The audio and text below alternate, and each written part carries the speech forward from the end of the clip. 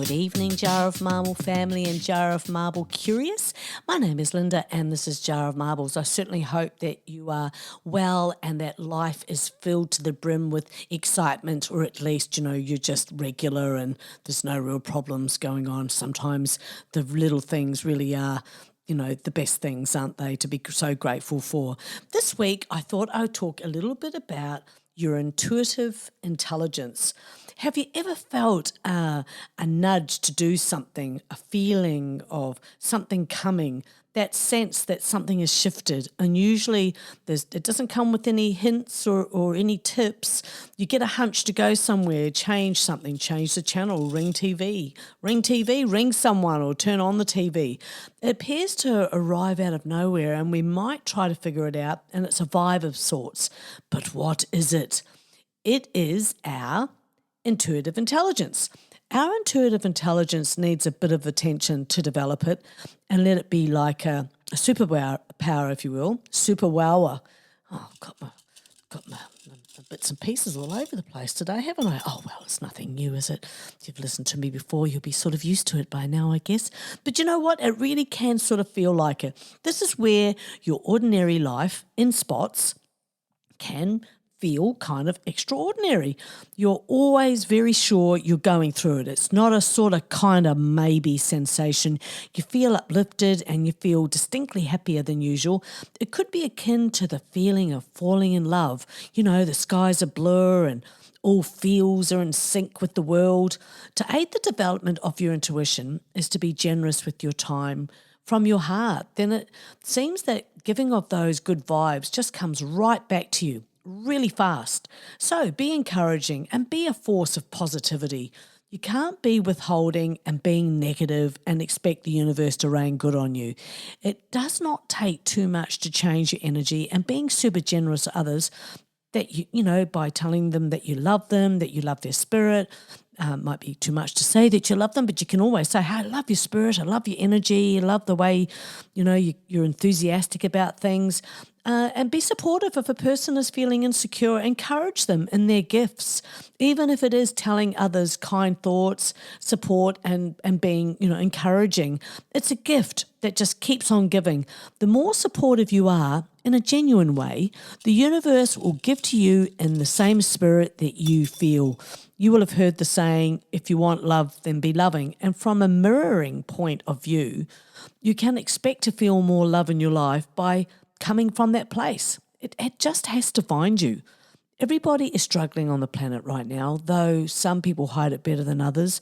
It is something that I remind myself often, and I think about, not to judge too quickly, if at all, because we really don't know what's going on with others.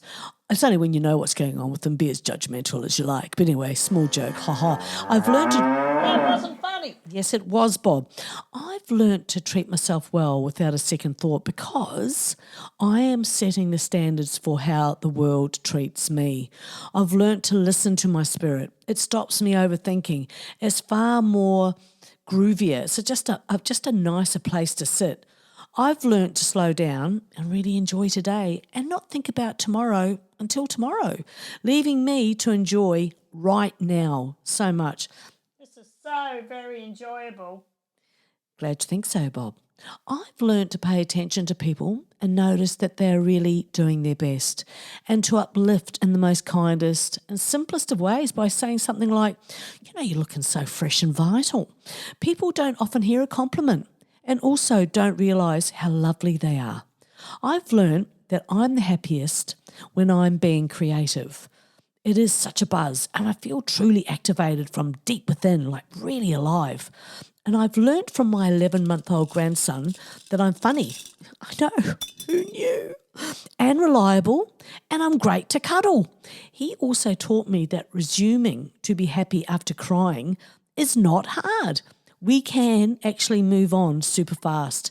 I have also learnt to not take being loved for granted, and I really feel so grateful that I am loved. I've learnt that I can be happy with very little.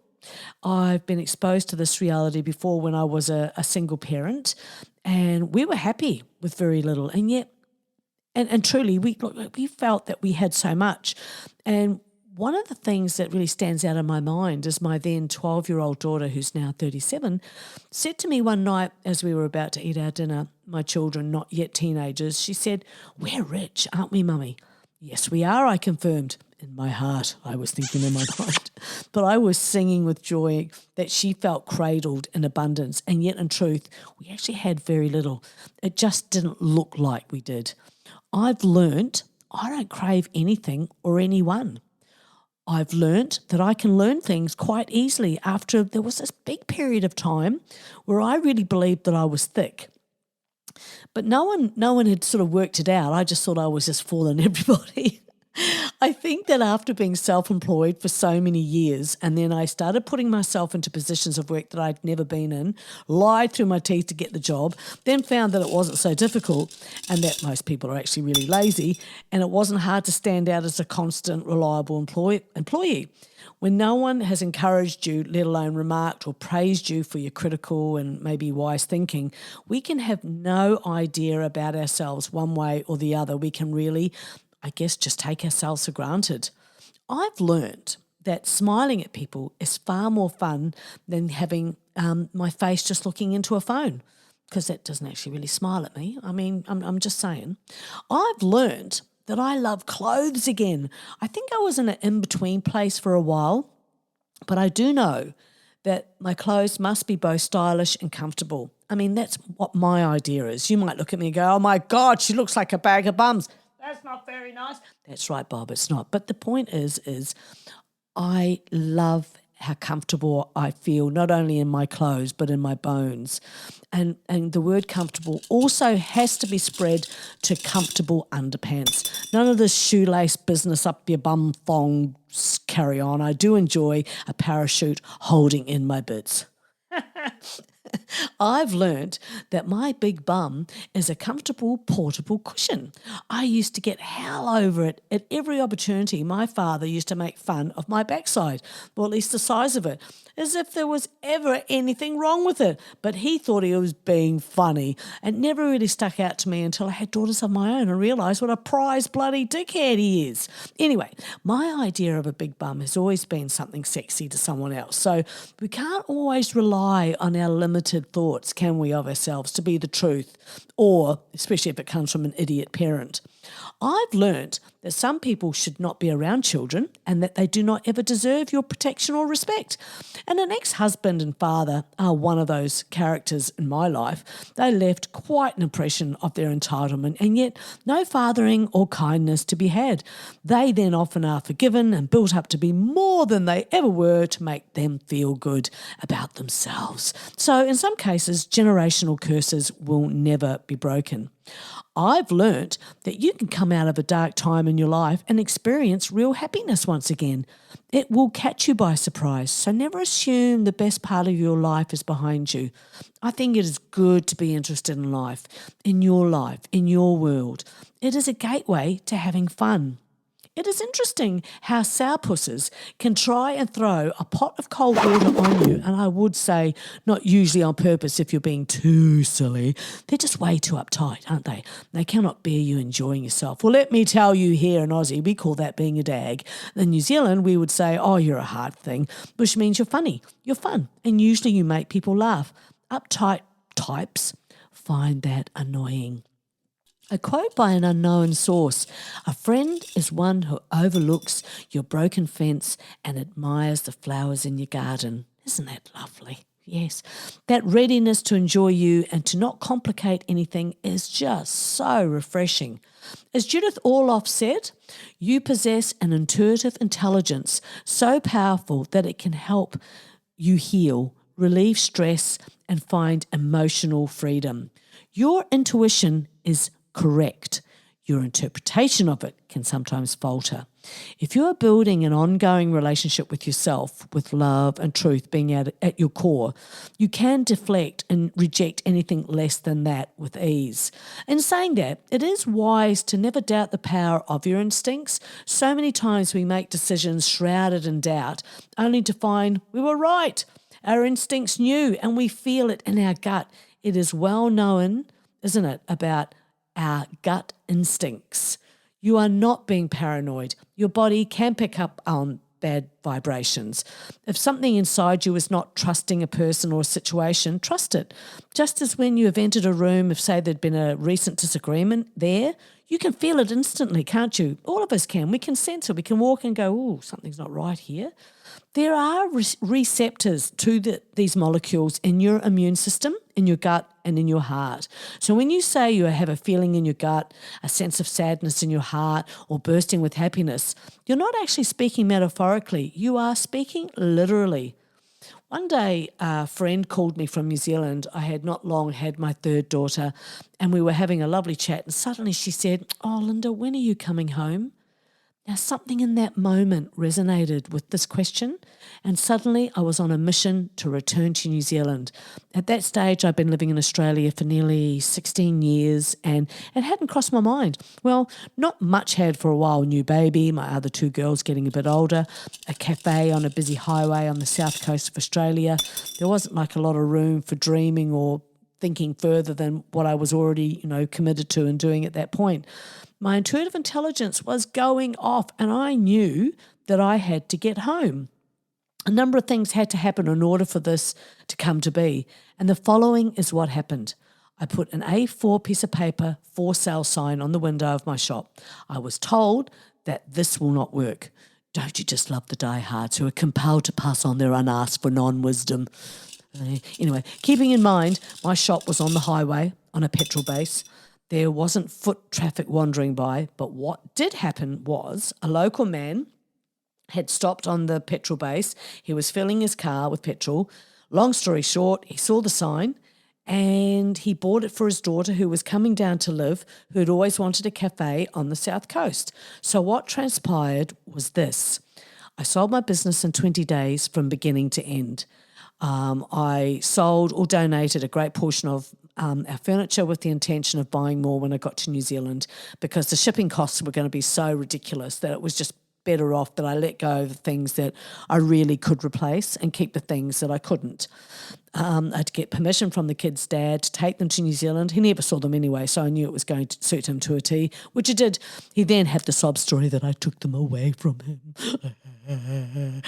Some people build their own storms, don't they? And then they get upset when it rains. So then I had to organise my tickets and our pet dog, Leroy, organise our remaining furniture and belongings to go to New Zealand. The time came and off we went and had somewhere to live lined up as our first port of call. We ended up on an organic farm on the edges of my hometown ultimately, then ended up moving back into town, into the business that I had got in town that had a 2-story home attached to it. But first I had to complete renovations. A woman uses her intelligence to find reasons to support her intuition. And as Anne Wilson Schaaf quoted as saying, trusting our intuition often saves us from disaster. Our intuition is knowledge and intelligence of our heart and soul. It knows instantly what might take years rather to prove or understand. So if you can form the habit of listening, you can save yourself untold bother. Oh, it's just all so very interesting. I mean, I'm just infused with enthusiasm. Are you really, Bob? No. Author Shakti Gawain said, each one of us has all the wisdom and knowledge we ever need right within us. It is available to us through our intuitive mind, which is our connection with universal intelligence. Your intuition is whispering to you constantly, so it makes sense to quieten the mind. I do that when I'm, say, getting my feet and my hands in the soil in the garden. The quietness and the beauty of the garden allows me to think on a deeper level and receive thoughts that I know for a fact that I would have missed in their entirety had I been multitasking, as per usual. Quiet pursuits like, for example, crocheting. Not that I'm a crocheter, but I know a lot of people that are, and it's a beautiful pastime. Embroidery, knitting, gardening, writing, painting, lying down quietly, as examples, will settle you into receiving thoughts that mostly are there as gifts, your intuitive intelligence springing forth. Too much of a good thing can be wonderful. Mae West. Oh, I think I'm in love with Mae West. You're not her type, Bob. Oh. Intelligence and intuition are two friends. Intuition is the highest form of intelligence. I have found in my life on enough occasions when I have discovered the bottom line truth about something, I could count that probably on one hand. Let's say that I've been told an outcome that has confirmed my intuition on an event that I really didn't know or could know, and yet I had a very strong sense of a situation. I could have been told no, that there was nothing going on, but I have been most fortunate that I have had my visions confirmed, and the takeaway was it taught me to truly trust my intuition, that there was no reason to doubt myself in these instances. If we are told the truth at crucial points in our lives, it would be too easy to push away our strength, our intuition, and rely on others to fill in the gaps that they simply cannot. It makes you a pretty formidable opponent when you know what you know. And we women know that. You don't always have to do anything with the knowledge, but you know.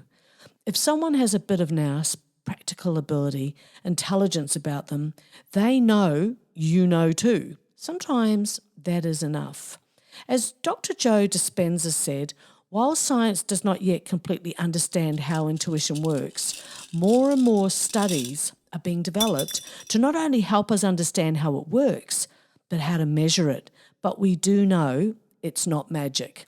The senses of our soul, intuition, peace, foresight, empathy, and trust, the differences between people lie in if they use these senses often, in fact, rely on them, as opposed to the ones that not only don't know that they have these inner abilities, but also they don't consider them of value.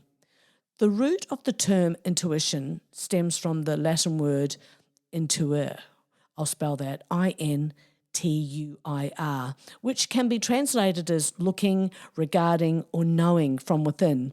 In a review article, Gerard Hodgkinson concludes that intuiting is a complex set of interrelated cognitive, affective, and somatic processes in which there is no apparent intrusion of deliberate rational thought. He also concludes that the considerable body of theory and research that has emerged over recent years clearly demonstrates that the construct of intuition has emerged as a legitimate subject of scientific inquiry that has important ramifications for education, personal, medical, and organizational decision-making. Personnel selection, I've always thought that was definitely something to use intuition for, and assessment, team dynamics, training, and organizational development. And I say, hear, hear. What is intelligence in biology? In biology, intelligence is the broadest sense of the term, refers to the ability of an organism to adapt to its environment through learning and through shaping the environment, the organism employing its cognitive abilities to do so. I've believed for many years that listening to one's own intuitive intelligence, respecting your own innate ability to get a sense of a person, situation, decisions, directions, and more, is of the utmost importance. It is worthwhile to acknowledge how you feel. And often you won't know why you feel. You might just say, feel uncomfortable. You were looking forward to some day and yet there's something in like a pit in your stomach. Then a minute later, an outing you've been looking forward to, for example, just implodes. You're rocked to the core as you just didn't see it coming. Perhaps you did, or at least you had a sense, that pit in your stomach, remember?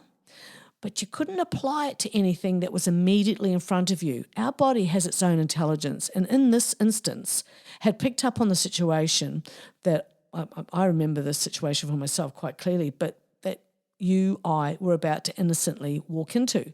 I am fortunate that I can soul speak with my daughters, seeing that was a portion of how I raised them to listen to their feelings about things. They thought I was all things magic until they could see their own development unfolding, their own intuition about what they were sensing, and importantly, being able to discuss it in a safe environment. It is forever interesting to me that when we start to look around ourselves for signs or a message from nature or simply enjoying your garden, the trees in the distance, the bird life, your pets, life does step up a bit. It meets you. Where does it meet you? It just meets you. Okay, Bob? Yeah. even if only in observation.